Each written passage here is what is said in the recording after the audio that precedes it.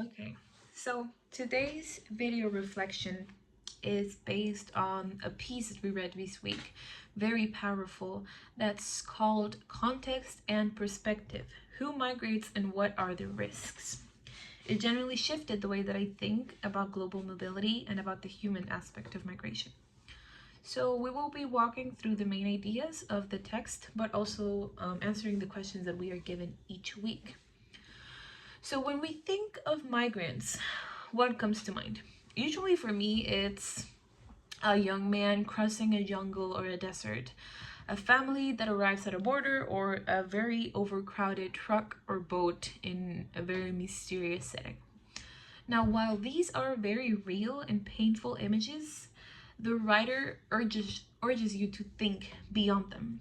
The reality is more complex because migrants come from all walks of life, and migration isn't something modern or contemporary, it's happened throughout all stages of life.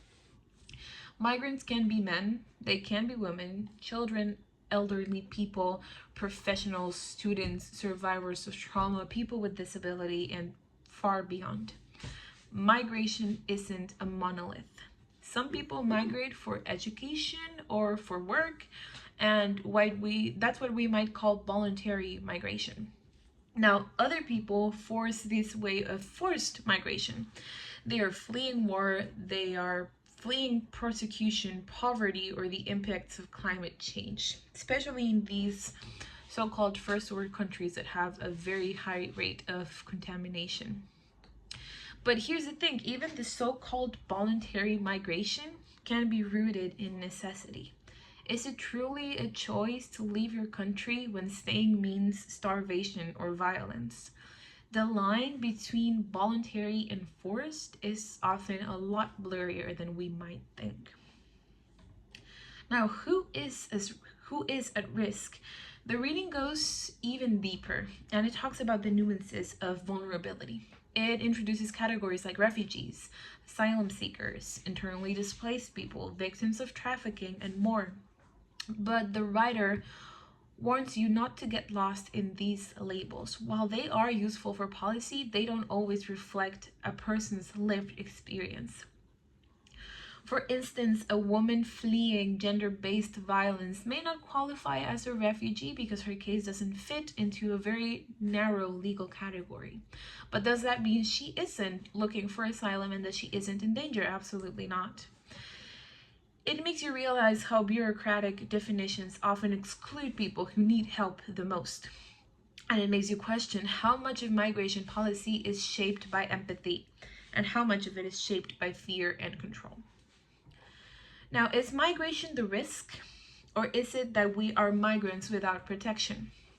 This was, in my opinion, one of the most profound shifts in perspective that the text offered.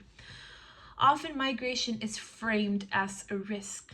It is a risk to national security, it is a risk to public health, an oncoming danger to economy. But however, in the text, it is flipped completely. Migration isn't the risk. Being a migrant without protection is. It is not the movement that harms people.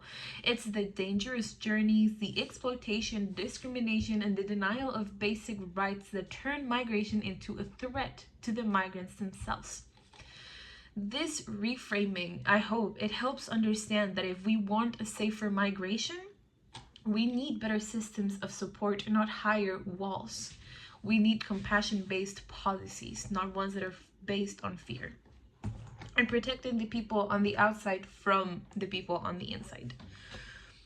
Now, one particularly rough part of the reading was how it details the health risks faced by migrants before, during, and also after their journey. Now, during transit, they will experience exhaustion, dehydration, malnutrition, assault, rape. Many carry untreated chronic conditions, and after arrival, they will face serious barriers to healthcare due to language, legal status, outright discrimination, or cultural differences. And here's the contradiction: migrants are often blamed for spreading disease, yet they are simultaneously excluded from the systems that could prevent it. It's not just unjust, it's counterproductive from a public health standpoint. Now, if you are studying medicine or you are anywhere on the medical field, or not even necessarily, it hits hard. Because health isn't just a personal matter, it's deeply political. And when migrants are denied care, it reveals a lot about the true values of the societies that they arrive in and about the true importance of economic wealth in the healthcare system.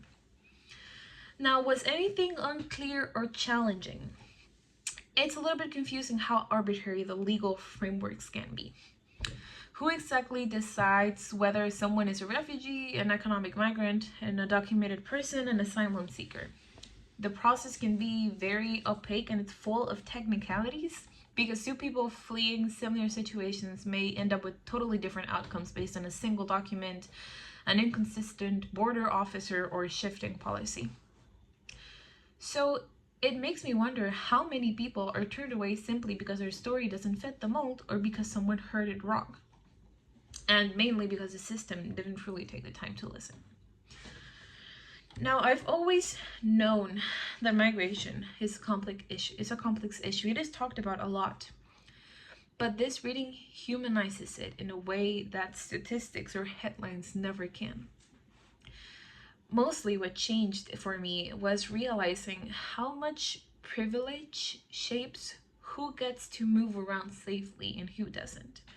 A tourist with a passport is truly welcomed in a city. They are there to spread economic stability, but a mother that's fleeing violence could be detained. It makes you begin to see migration not as an exception or a crisis, but as something more natural and historically constant. People move. We always have. We are all migrants. The real issue is how we now respond to that movement, and mostly it's not with solidarity, it's with hostility. Now, one thing I would love to explore further is how public health systems around the world are or aren't adapting to mobile populations. Now, what could be the best practices for ensuring that migrants have access to care? What kind of training or classes do healthcare workers need to disperse? Oh my god. I think the video caught, sorry.